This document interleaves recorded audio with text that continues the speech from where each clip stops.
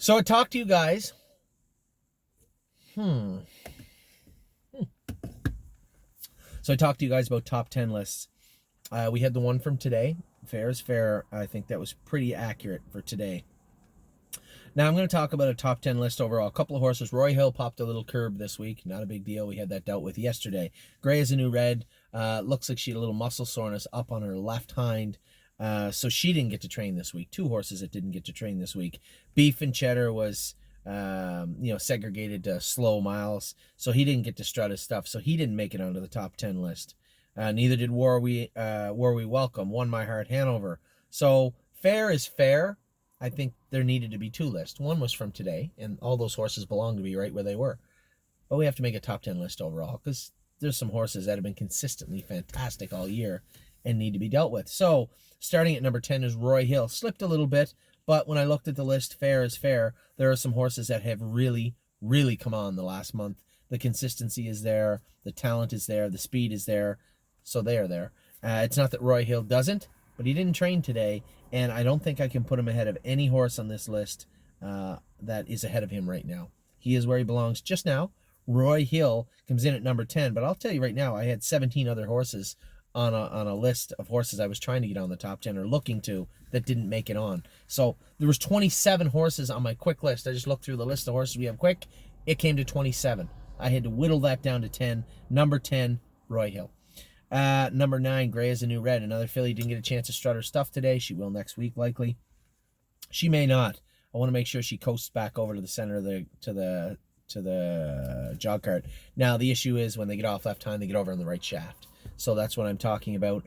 I looked her over myself. Usually this time of year, you might have pasturants that start to bother them. We had that with Cabernet. That bothered her a little bit.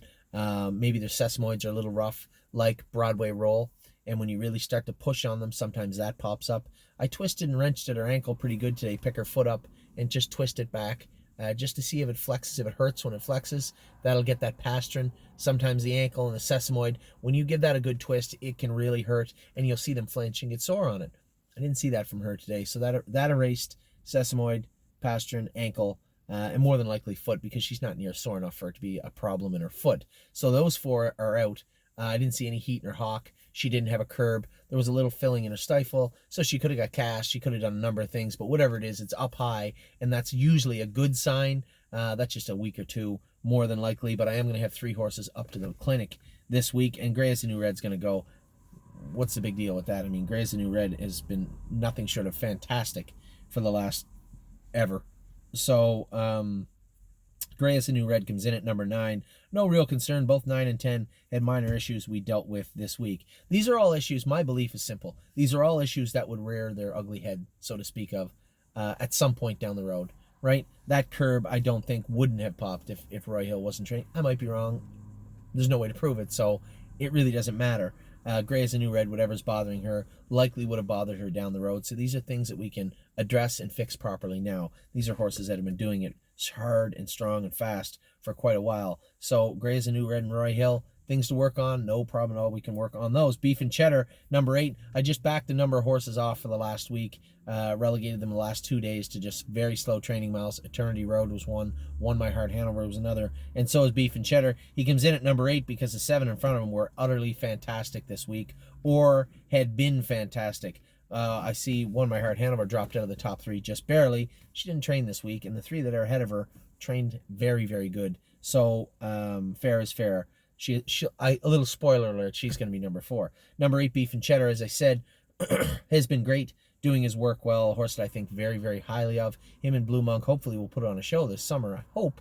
But that will depend on how good everybody else's Beef and Cheddars and Blue Monks are. So number 8, Beef and Cheddar. Number 7, Frilly Fringes. She's been sliding a bit, but she really looked great today. I could have put her in any one of the spots above her, and I could have made a very valid argument for it. She's been great for a long time. Trotted ferociously hard down the lane today to run down My Jazz. Now you might say, well, My Jazz isn't that good right now. My Jazz was very good today. Paige did a great job with her, and Frilly Fringes was nothing short of airborne halfway down the lane. She looked great.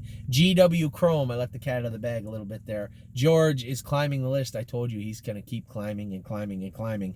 GW Chrome was great again today. Really just the last little while, he's been so versatile. Sit in a hole, come first over, even put him on the front, moved him 3 wide down the backstretch. This horse has got it all figured out now. It took a while. I can tell why people have issues with the Break the Bank K's. It's because they are a little goofy, maybe a little soft-headed sometimes. But this guy's got it now, and he's a treat to be around, and certainly a treat to go with. Johnny has gone with him a couple of times now and got along very well with him. GW Chrome was awesome today. War We Welcome comes in at number 5. I guess I could have put her behind. She's very similar to Frilly Fringes, and in fact, Frilly Fringes might have actually done more work than War We Welcome, but War We Welcome has been lights out. That mile she went last week was impressive. So I was very, very happy with War We Welcome. Number 4, Won My Heart, Hanover. She had the week off. I trained her today, I told you guys, with a bit attached to her halter because she had a rash on her ear and she didn't want anybody touching her. So to get the bridle over her head was a fight, and certainly couldn't put a hood over that rash, that rashy ear and neck. She'd throw herself. We got it cleaned up now. She was much better today, but I opted to train her today. No head check, no bridle, just a bit snapped to her halter, with her head down low, and a set of bell boots. That's it. No hobbles, no nothing. And I could have dusted them today with her. I moved her over, and I was just hanging to her down the lane. I didn't want to see her make a break. She may not have, but right after that, she went by them into the turn and was very, very good. Won My Heart, Hanover. But that's how dedicated. I said that to Mario after. Mario thought she'd run for sure, and I said to him after, that's how dedicated this filly is that, you go out there with nothing on, and she still finds a way to do it. She loves to compete. She loves to train, and she is a real, real nice filly. Number 3, and you're going to see this horse continue to climb. Both of the horses ahead of this horse, Blue Monk.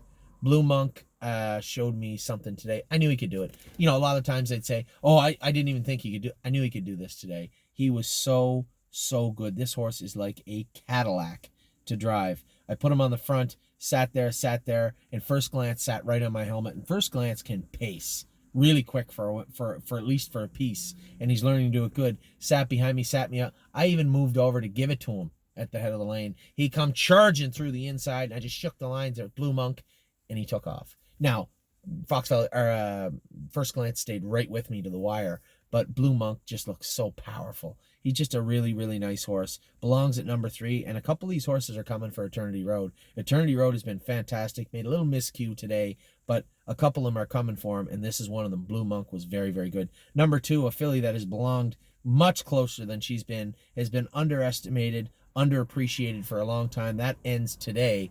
I'm a Lovely Lady was awesome today. I didn't know how she'd be on the front end. We always see her just kind of quietly stalking and finishing hard. Put her on the front today, controlled the whole mile, called on her at the head of the lane, and she out-trotted a horse I didn't think she could out-trot. Now, I told you guys last week, War We Welcome, I used a big chunk of GW Chrome's sprinting power to get by War We Welcome in the third quarter last week, and she did come on and beat me fair and square. But I said to you, turn the tables, and I think I beat War We Welcome also. I don't think anybody outsprints I'm a Lovely Lady from the head of the lane to the wire. I would have sworn it was GW Chrome, the best horse from the head of the lane to the wire, sprinting wise. Eternity Road can fly.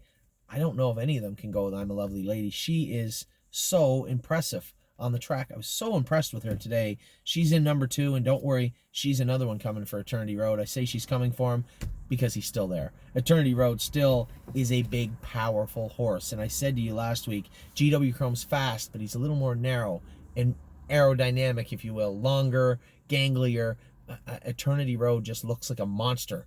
If you could draw him on a piece of paper, that is what you would draw. He's a good-looking colt. He's big, he's strong, and he looks awesome. So Eternity Road belongs at number 1, but make no mistake, the gap between Eternity Road and all the other ones is closing quickly, and it's not because he's not doing his work. He is, but every day he makes a mistake is a day that horses like I'm a Lovely Lady, Blue Monk, GW Chrome, Frilly Fringes, these are horses that were good today, close in on him. Eternity Road still holds the top spot because he deserves it, but there's a host of horses coming. So number 10, Roy Hill. Number 9, Gray is the New Red. Number 8, Beef and Cheddar. Number 7, Frilly Fringes. Number 6, GW Chrome. Number 5, War We Welcome. Number 4, Won My Heart, Hanover. Number 3, Blue Monk.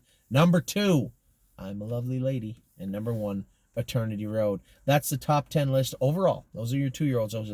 I think, my own opinion, 1 through 10 overall right now. I started with 27.